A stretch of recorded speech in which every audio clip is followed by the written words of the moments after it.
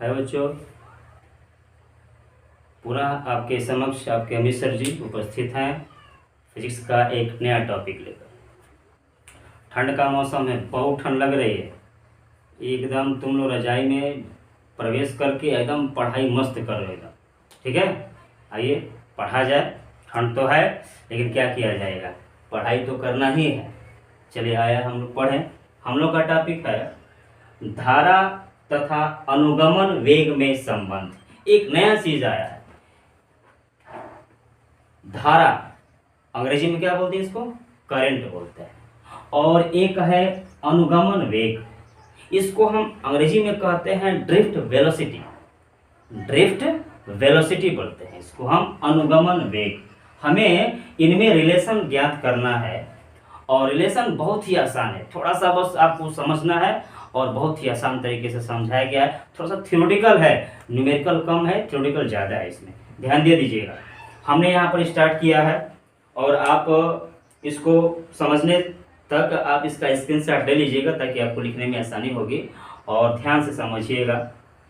देखिए, माना कि किसी धातु में किसी स्थान से t सेकेंड में मुक्त इलेक्ट्रॉनों द्वारा ले जाया जाने वाला कुल आवेश क्या है, q। आवेश को हम दर्शाते हैं किससे, q से दर्शाते हैं, समय को t से दर्शाते हैं।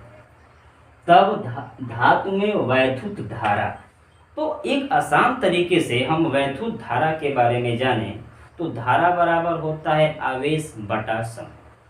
धारा बराबर आवेश बटा समय, धारा बराबर आवेश बटा समय। हम इसको बाई वर्ड, बाई जो लेटर हैं उनके हिसाब से दर्शाए हैं, तो I बराबर Q बाई टी। हमने इसको इक्वेशन फर्स्ट ले लिया। ध्यान समझिएगा क्या है कि किसी धातु में किसी स्थान से t सेकंड में मुक्त इलेक्ट्रॉनों द्वारा ले जाए जाने वाले आवेश क्या है, Q है। उस स्थिति में वैद्युत धारा का मान कितना है, I बराबर Q बाई टी। एक पहला स्टेप है। फिर हम सेकंड स्टेप क्या जानेंगे कि माना तार के अनुप्रस्थ परिच्छेद का क्षेत्रफल A है। ध्यान दीजिएगा, जब भी तार की बात होगी और एक शब्द आया है यहाँ पर क्या, अनुप्रस्थ परिच्छेद। देखो, अनुप्रस्थ परिच्छेद यदि इसको हम तार मान लें तो तार को हम जब भी काटते हैं तो हम ऐसे काटते हैं, इस टाइप से काटते हैं, ठीक है। अगर हम इस टाइप से काटेंगे हम अनुप्रस्थ परिच्छेद को, तो जब भी काटेंगे ऐसे काटेंगे, तार को हम ऐसे नहीं काटेंगे। तो ये चीज होता है अनुप्रस्थ परिच्छेद। इसका एरिया क्या होगा, ए होगा। हमने क्या लिया है, ए लिया है।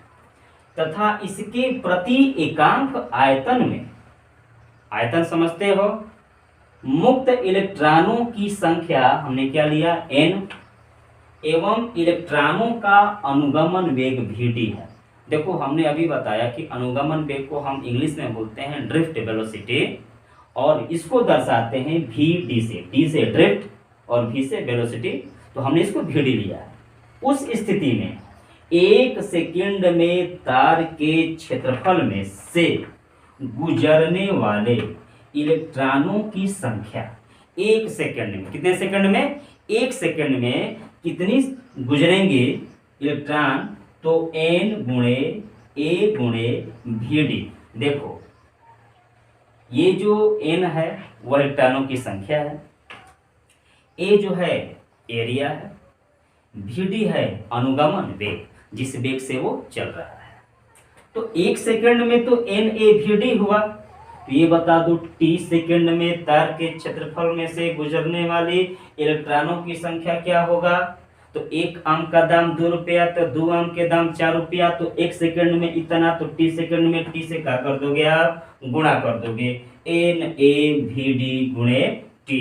तो t सेकंड में तार के क्षेत्रफल में से गुजरने वाले इलेक्ट्रॉनों की संख्या, तो जो हम लोग का शुरू में आया था NaVd, उसमें हम कितना से गुणा करेंगे, t से गुणा करेंगे, ठीक है। अब इस स्थिति को हम आगे बढ़ाते हुए जब लेकर चलेंगे तो यह ध्यान दीजिएगा कि इसको आप स्क्रीनशॉट लेकर और इसको आप आगे लिख सकते हैं। तो ये चीज हम लोग का एक सेकंड में तार के क्षेत्रफल में से गुजरने वाले इलेक्ट्रॉनों की संख्या NaVd। तो टी सेकंड में तार के क्षेत्रफल में से गुजरने वाले इलेक्ट्रॉन संख्या NaVDT। अब हम इसके आगे आगे पढ़ेंगे, तो हमने यहाँ लिख दिया है, ध्यान दीजिएगा। टी सेकंड में तार के क्षेत्रफल में से गुजरने वाले आवेश की मात्रा। अब हम यहाँ इलेक्ट्रॉनों की संख्या तो हो गया, अब हम आवेश की मात्रा जानेंगे। जरा ये बताओ कि आवेश की मात्रा के लिए हम पहले से सूत्र यदि जानकारी है तो हम लोग का सूत्र होता है, इधर यहाँ लिख देते हैं, एक दिखाई अगर देगा तो ठीक है, वरना यहाँ पर लिख देते हैं, ध्यान दीजिएगा। Q बराबर Ne। Q बराबर क्या होता है? Ne होता है। Q बराबर Ne होता है, यहाँ जो N है वो मुक्त इलेक्ट्रॉनों की संख्या है। तो जरा बताओ ये इलेक्ट्रॉनों की संख्या हम लोग कितना आया है? NaVD गुणे T। तो जरा बताइए कि यहाँ पर Q बराबर, ये तो पूरा N हो गया, और गुणे E। अब E जो है ना इलेक्ट्रॉन का आवेश है, इलेक्ट्रॉन का आवेश है। अब इसी Q का मान जो है,